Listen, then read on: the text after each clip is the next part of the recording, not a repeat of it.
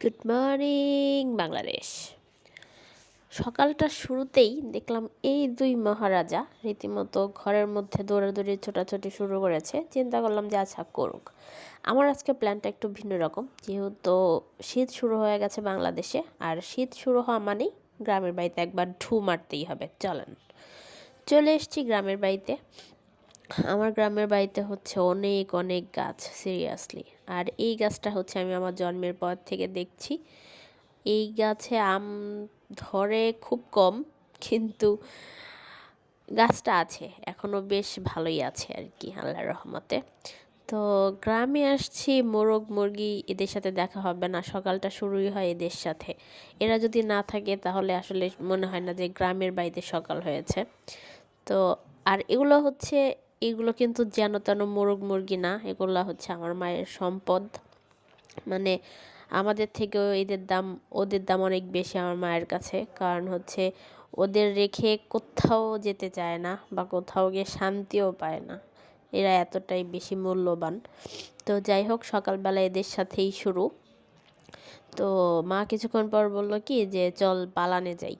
তো মায়ের সাথে যাচ্ছি পালানে। আপনাদেরকে একটু দেখাই আমাদের গ্রামের বাড়ির পালান আমার মায়ের। তো এই যেতে যেতে যেতে যেতে আমার মা অনেক আগে চলে গেছে। তো আমি যাচ্ছিলাম পেছন পেছন। কোন মা চলে গেছিলো অনেকটা দূরে। তো আমি যেতে যেতে হঠাৎ করে মানে কি হয়েছে, মানে রাস্তা গুলাই ফেলছি। এখান দিয়ে কিন্তু মা কিছুক্ষণ আগে বের হয়ে গেছে, কিন্তু আমি কেন যেন বের হতে পারছি না। মানে বুঝতে পারতেছি না যে বের হব কোন দিক দিয়ে। সিরিয়াসলি আপনারা মনে হয় বুঝতে পেরেছেন যে আমি কিছুটা বিপদে পড়ে গেছিলাম। এখন চোখের সামনে রাস্তাও খুঁজে পাচ্ছি না।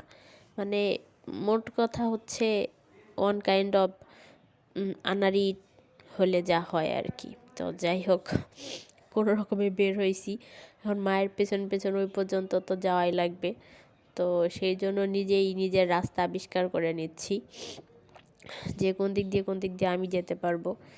তো এই তো যাচ্ছি, যেতে যেতে আশেপাশেও দেখছি। একটা সময় না এখানে অনেক বেশি মানে গাছ ছিল, একটা ঝোপের মতো ছিল, কিন্তু এখন আর নাই, অনেক ফ্লট হয়ে গেছে, মানে অনেকটা খোলামেলা হয়ে গেছে। গ্রামও আসলে অনেক চেঞ্জ হয়ে যাচ্ছে, গ্রাম আর গ্রামের মতো নাই। তো আমার মা হচ্ছে এখানে আমার কিন্তু ঠান্ডা লেগেছে গ্রামে গিয়েই। আপনারা যারা গ্রামে যাবেন এই শীতে, অবভিয়াসলি শীতের ফুল প্রোটেকশন নিয়ে যাবেন, আদারওয়াইজ কিন্তু আমার মতো অবস্থা হয়ে যাবে। তো এই হচ্ছে আমার মায়ের আলু ক্ষেত। আসলে এই গাছপালা যা এখানে রোপণ করা আছে সব কিছুই আসলে নিজেদের জন্য, নিজেদের প্রয়োজনে যতটুকু লাগে ঠিক ততটুকুই। তো এই হচ্ছে গ্রামের বাড়ির আমার মায়ের পালান। তো পালানে এখন যেহেতু শীত সিজন, এখন তেমন কিছু নাই সিরিয়াসলি। তো আছে শুধু এই আলু গাছ। মা বললো যে এখানে আলু গাছ লাগিয়ে দিছে। তো এই তো আলু গাছে মা সকালে পানি দিচ্ছে, আমিও আসলাম। আলু গাছগুলো দেখতে বেশ সুন্দর লাগতেছিল সিরিয়াসলি। এটা কি আলু আমি বলতে পারলাম না, কিন্তু এগুলো সবই আলু গাছ। আর সবথেকে ইম্পর্ট্যান্ট আর মজার ব্যাপার হচ্ছে যে এখানে যতগুলো গাছ যা আছে সবই না প্রয়োজনীয় গাছ। তো এই জন্যই বলে গ্রামের বাড়ির বালান। আর এই স্কুলটা হচ্ছে আমাদের মানে গ্রামের বেশ পুরনো একটা স্কুল। এর বয়স অনেক 100 বছর প্লাস। তো এটা আর আমার মজার আর একটা কথা হচ্ছে আমার দাদা এই স্কুলেরই টিচার ছিলেন। তো আমি যদিও পাই নাই, আমার দাদা আর এখন পৃথিবীতে নাই। তো স্কুলে অনেক দিন পর যেহেতু বাড়িতে আসছি, স্কুলে একবার ঢুমেরা গেলাম। তারপর হচ্ছে উপজেলার ভেতরে আসলাম। উপজেলার এই লেকটা অনেক পুরনো, একটা সময় মানুষ গোসল করতো, এখন আর গোসল করে না, এখন এখানে মাছ ছাড়া হয়েছে। তো মানে গ্রামে আসা মানেই হচ্ছে ছোটবেলায় যে জায়গাগুলোতে সময় কাটানো হয়েছে সেই জায়গাগুলোতে আরেকবার এসে ছোটবেলার কথা মনে করা। তো এই তো আসলাম, ভালোই লাগছিল একা একা কিছুক্ষণ। একা একা না, যদিও আমার সাথে আমার কাজিন ছিল। আর এটা হচ্ছে আমার কলেজ। কলেজের সামনে গেটে দাঁড়িয়েছিলাম। তারপর একবার মনে হলো কলেজে যাব কি না, আবার মনে হলো যে না যাই। তো এরপর হচ্ছে কলেজের ভেতরে আসলাম। কলেজটা বেশ শান্ত ছিল। স্টুডেন্টদের এক্সাম প্রায় কাছাকাছি, যে কারণে হচ্ছে সবাই বাসায় বসে প্রিপারেশন নিচ্ছিল। এর জন্যই হয়তো বা মানুষজন, স্টুডেন্ট অনেক কম মনে হচ্ছিল। তো অনেকদিন পর আসলাম, অনেক হাঁটাহাঁটি একটু করার পর বেশ ক্ষুধা লেগে গেছিলো। তো দুজনে মিলে হচ্ছে শর্মা খেলাম। তো শর্মা খাওয়ার পর আমাদের হচ্ছে গ্রামে আসার পিছনে আরেকটা কারণ ছিল, সেটা হচ্ছে আমার ভাতিজির বার্থডে ছিল। তো ওর জন্যে একটা কেক নিয়ে বাসার দিকে রওনা দিলাম। তো সাথেই থাকুন। বাসায় যাওয়ার পর কী করলাম আপনাদেরকে দেখাচ্ছি। বাসায় আসার পর দেখলাম যে কদবেল, শীতের সিজন কিন্তু কদবেলের সিজন। বাংলাদেশের অনেক মানুষ কদবেল খেতে পছন্দ করে, আমিও আসলে খেতে পছন্দ করি। বাড়িতে এসে যখন দেখলাম যে কদবেল আছে, তো মাখানো শুরু করে দিলাম। সিরিয়াসলি, মানে খাওয়া দাওয়ার ব্যাপারে আমার কোনো অলসতা নাই, সেটা যাই হোক না কেন। তো চিন্তা করলাম যে মাখিয়ে ফেলি। তারপর হচ্ছে আগে খাওয়া, তারপর হচ্ছে বেঁচে থাকলে অনেক কিছু করা যাবে জীবনে। তো তারপর হচ্ছে একটু ভালোভাবে মাখিয়ে নিলাম। এই কদবেলের সাথে কিন্তু যদি আপনি 2-4টা ধনেপাতা দিয়ে দেন, তাহলে কিন্তু টেস্টটা আর অনেক বেশি আসে। সিরিয়াসলি অনেক ভালো আসে। তো আমি আর মানে যেহেতু বাসায় ওই টাইমে ছিল না ধনেপাতা, সেই জন্য আর নিলাম না। আমি কাঁচামরিচ আর লবণ দিয়েই মাখিয়ে নিলাম। এটাই অনেক ভালো টেস্ট হয়েছিল। সিরিয়াসলি কী আর বলবো, আমার কাছে ভালোই লেগেছে।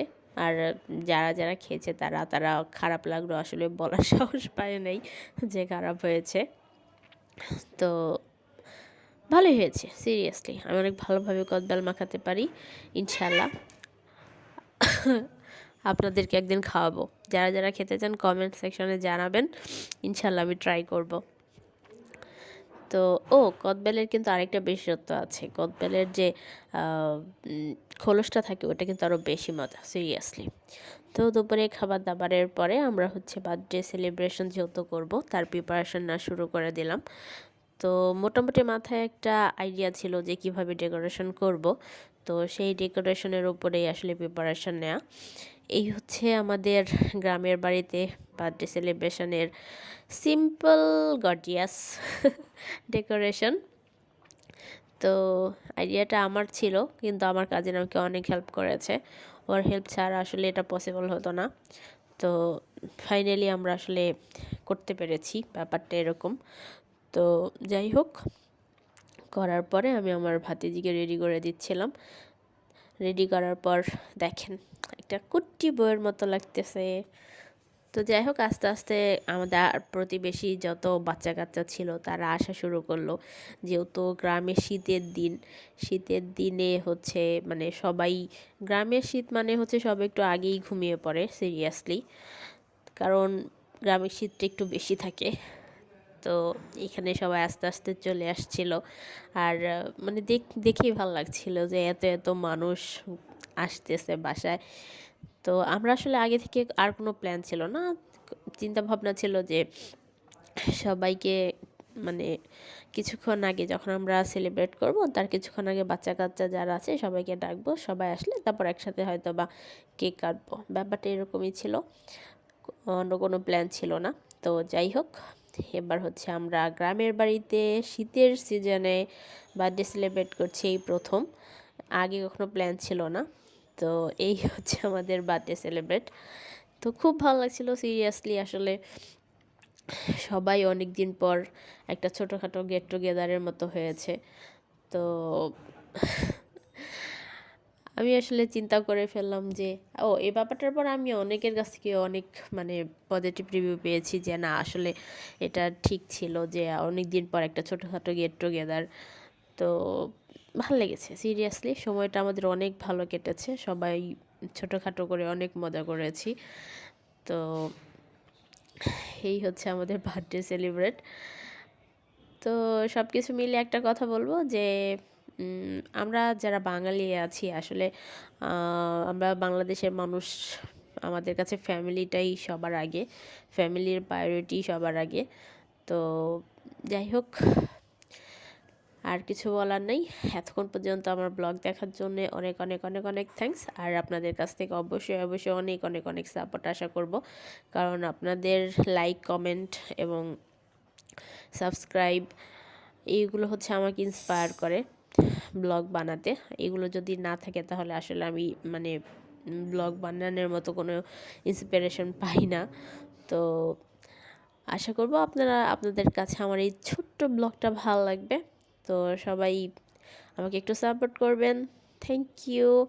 আর হচ্ছে অবশ্যই আরেকটা অ্যাডভাইস, সেটা হচ্ছে যে যারা গ্রামে একবার হলেও বাড়িতে যাবেন শীতের সিজনে, অবশ্যই অবশ্যই প্রোটেকশন নিয়ে যাবেন, নয়তো কিন্তু ঠান্ডা লেগে যাবে। সিরিয়াসলি গ্রামে ভীষণ ঠান্ডা, ভীষণ।